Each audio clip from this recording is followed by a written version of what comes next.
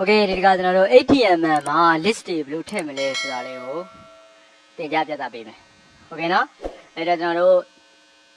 ထုံးစံအတိုင်းပဲ HTML title မှာတော့ HTML list လို့ပေးလိုက်မယ် header 1မှာ HTML list ကိုထပ်ပေးမယ်ဒါ numbering ပေါ့ numbering ဆိုတာ number တက်တာ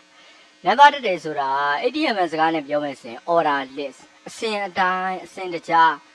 စင်ပြုစုထားတယ်လို့ပြောတာပါနော်ဆိုလိုတာ1 2 3 4 5 6 9ဆိုပြီးအစဉ်အတိုင်းတက်သွားတာကို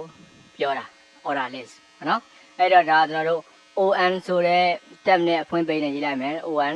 အဖွင့်ဒီမှာပိတ်အဲ့ဒီမှာကျွန်တော် list မှာ list list align နဲ့စတယ်အဲ့ဒီ align tab လေးကိုယူမယ် align tab ခုယူမယ်ပြီးရင်အပိတ်အဖွင့်ပိတ် align tab တွေကိုအသုံးပြုပြီးတော့ဗောနော်အဖွင့်ပိတ်နဲ့လုပ်လိုက်မယ်နောက် bullet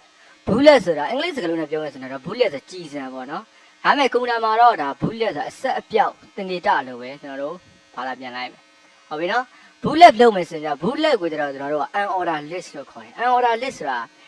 သူကစီစဉ်ကြမဟုတ်လေအဲ့ဒီအရာတွေအားလုံးကိုသူကရှေ့ကနေတင်ကနာတစ်ခုတက်သွားမှာပေါ့နော်ဘယ်လို1 2 3 4 1 2 3 4ဆိုပြီးအစဉ်တိုင်းလုပ်နေစရာမလိုဘူး okay ဒီဘောပေါက်တယ်နော်အဲ့တော့ဒါ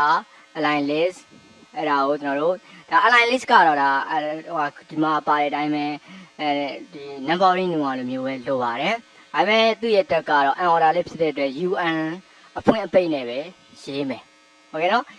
un ဆိုတာ unorder list un ဆိုတာ u နဲ့စတာဖြစ်တဲ့အတွက် u ပေါ့နော် un unorder list on ကတော့ကျွန်တော် order list အစဉ်တိုင်းပဲအဲ့ဒီတိုင်းလေးပဲလုပ်မယ်โอเคဒါဆိုကျွန်တော် run ကြည့်အောင်ဗျာ control alt shift 8အိုးဒီမှာလာပြီပေါ်ပြီနော် html list numbering အဲဒီမှာ bullets